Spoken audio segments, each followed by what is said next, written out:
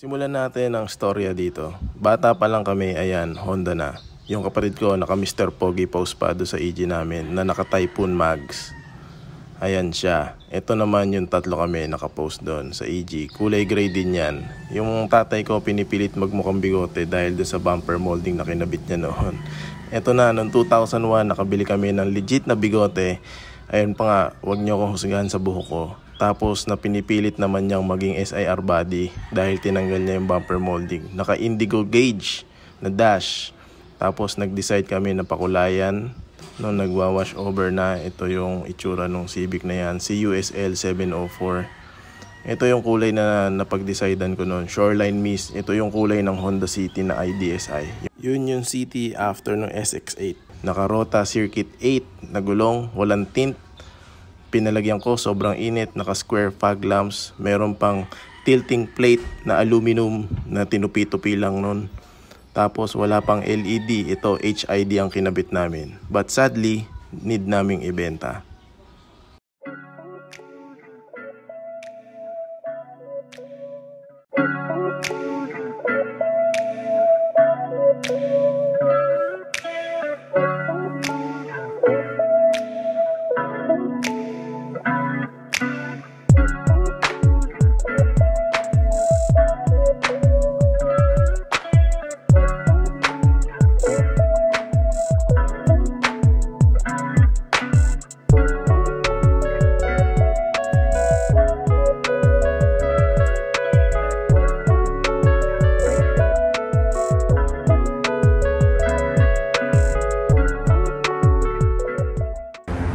Mga bossing, good afternoon. Ayan, gawa tayo ng closer review nitong auto na binuo ko. Ayan.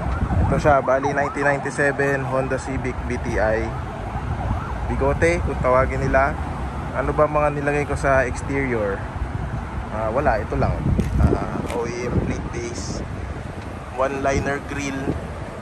Pero alam ko Thailand lang yan o Taiwan. Pero yung emblem ko original yan. Tapos ano pa, OEM chin. Ayan, OEM chin. Pero fiber lang naman yan. Tapos yung wheels ko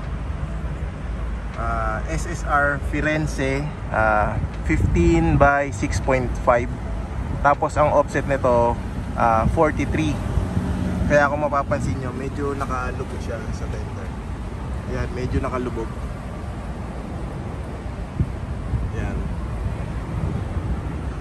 Tapos yung valve stem ko is QA na kulay blue. So yan, nakaano na rin ako, clear na fender lights. Tama. Ito urig to. Yan, urig. Kaya chapso ito kasi halo-halo na urig tsaka peke. Hindi naman peke, replacement. Ayun. Ayun. Tapos ano pa ba? Wala. Yan lang yung exterior. Simple lang. Ito naka white tail light. Tapos pinarisan ko lang ng OEM wing. Yan. Tapos pula na raid brick. Bali raid brick plate garnish. Ito yung basag nya, kung mapapansin nyo. Yan, pag nilapitan mo ng tingin, makikita mo talaga. Pero pag malayo naman, hindi naman siya masyadong halata. Tapos ano pa ba nilagay ko? Wala na eh, stock lang to eh. Kasi nung 90s, nung kabataan namin, yun nga, may Civic din kami. Halos stock lang din naman. Wala naman kaming nilalagay masyado na kung ano-ano doon. Ayan. Bali ayun nga, nasabi ko sa vlog ko pala na pinalitan na to ng mga molding. Kaya yan, medyo nagmukha siyang sariwa na. Yan. Roof cut, nagpalit din. Surplus yun kasi wala naman nabibili na brand new na roof cut. Ano pa ba? Wala na, yun lang. Simple lang. Yung Yung tint ko pala, kaya ganyan, mukhang green na blue. Yun yung X-Films na Elite na clear. Pa ba? Wala na eh. Simple lang. Yan. Malinis lang sa tignan. Makikita nyo, yan nga. Sa ano naman, interior. Pakita ko yung interior. Ayun, sa interior, bali naka ano siya, Hypothec mat.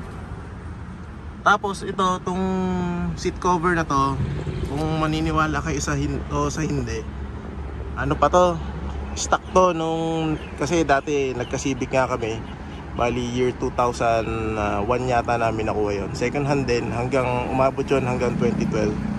Ayan, ito pa yung ano nun, ito pa yung seat cover nun, naitabi pa nung airmat ko.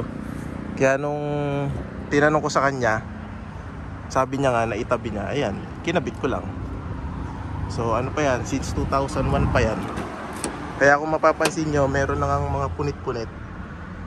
Eh, yan lang yung kinabit ko kasi stock look lang. Parang kung paano lang siya nilabas sa kasa. Tapos ito rin yung Hypothec. Tapos sa likod, wala na, stock lang din. Tapos mga boss, ang mga nandito pala nung nakuha ko to sa father-in-law ko is ito yung natutuwa ko kasi bihira na rin yata to eh. Yung wood garnish. Tapos ito, manibela niya pa yan. Kaya hindi ko na tinanggal. Tapos ang pinalitan ko lang bali ito, yung horn button, NSX na horn button na kulay itim. Tapos ano pa ba?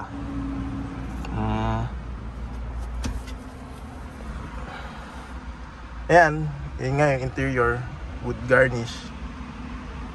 Tapos ano lang, wala, may sound system lang. Tapos ito, naka JDM na, USDM to. USDM cup holders.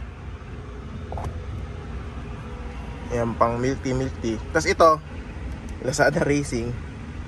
Parang ano siya, Bluetooth. Tapos Bluetooth radio. Tapos magseset siya ng frequency. Tapos madedetect nung radyo ko. Yun yung patutugtugin niya. Ano pa ba? Yan, Broadway na rear view mirror.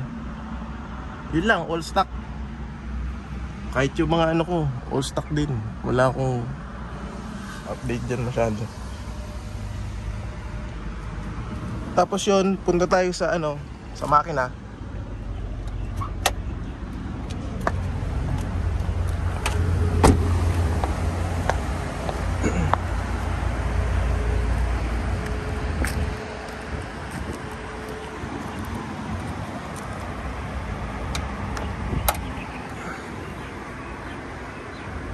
Ayan, stock lang din. Wala naman akong binago dyan. Bali ano to, saan ba yan? PH16. Ayan, ito ba? Ayan, yan lang engine bay niya, stock lang. Wala rin ako masyadong ginalaw dyan. Bali ito lang pinalitan ko nga halos. Yung ano, yung mga oil seal, yun, mga ganun. Halos lahat bago na. Tapos nirefresh ko lang konti. Ito hindi na to rig, Samco hose. Tapos tong reserve, hindi na rin, Taiwan to ang alam ko. Ano pa ba? Ayun lang, malinis lang. Yung ano pala, yung suspension ko, naka max speeding rods ako na coilovers. Bali ano to, may damping din na na-adjust. 25 clicks yata yan. Ayan. Ayan. Ayan siya. Ano lang, malinis lang. Tapos yan, may ano, hood stay. Hood stay. Hood insulator pala, sorry. Hood insulator. Tapos ito yung hood stay. Ayan. Ito, Lazada lang din to. Lazada. Parang 1.7. Yan, hanggang ngayon, parang 2 taon na yan since nilagay dyan. Gumagana pa naman. Ito, medyo recently ko lang nabili. wood insulator. Ito orig to. Orig. Ayun. Pa ba? Pinalitan ko lang din yan yung high speed fan. So hindi na yan hindi na orig tong radiator ko. Tapos yung rad cap ko, lang, federal na rad cap. Lang, simple build, budget build. Yun. Ito mga sa gumagana pa naman yan. Pinalitan ko rin yan. Nabili ko lang sa Lazada yan, yung mga hose na yan. Ayan, yun lang, simple lang. Ayan, lang. Yung pintura pa lang ginamit nga namin. Sinabi ko na doon sa isa kong vlog, Chromax. Tapos clear coat yata. Hindi ko alam kung ilang patong ang ginawa ni pinsan, pero alam ko, sabi niya parang 4 to 5 na pasada yung ginawa nila. Kaya kung papansinin nyo, parang ang kapal niya tignan yung kintab niya ba. Yan. Yan, salamat mga bossing. Shoutout sa mga nag-subscribe na. Maraming salamat. Nagulat ako sa suporta nyo dito sa kotse. Wala akong dito wala akong catalog na sinunod. Kung lang yung naalala ko nung pagkabata ko na nakikita ko. Kasi itong white na clear tail light, yung pinsan ko dati nakaganyan. Meron siyang Civic BTI, brand new nila nabili yun, kulay maroon, tas nakaganyan. Kaya sabi ko, pag nagbuo ako, lalagyan ko rin. Tapos yun, nakikita ko rin yun, yung ray brake dati. Yan. Tapos ito, talas ko rin makita yan nung bata pa ako. Yan.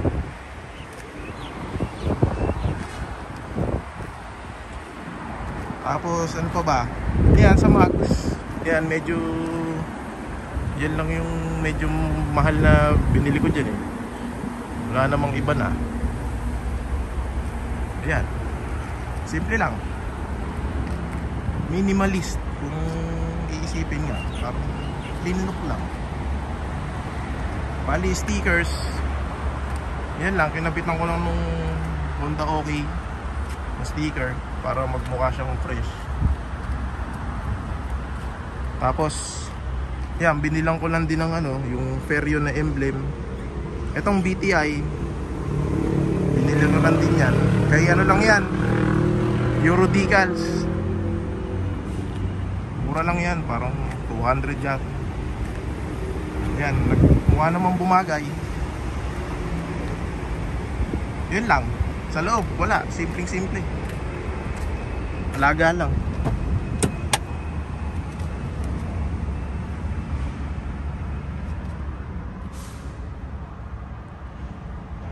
Yun lang. Simple lang. So yun mga boss, yun lang, i-share ko lang ng malapitan yung kotse, tsaka yung current na itsura niya ngayon. Yun. Maraming salamat. Tsaka kung nagustuhan nyo po tong video, paki-like and subscribe naman dyan. And shout out po dun sa mga sumusuporta sa atin. Maraming salamat po. Na-appreciate ko po lahat ng mga comments nyo, para lalong ipagpatuloy o kaya man pagandahin pa to. In the future, hindi ko alam kung anong idadagdag ko dito. Bahala na. Kasi yan, clean look nga lang hinahabol ko papasample lang ko yung yung busina na 450. Yun, naka Pia horn. 450 pesos. Saglit. Ara! Dali! Yan, sa anak ko, papasample lang ko. Pindot mo busina, dali. Papadinig natin sa kanila.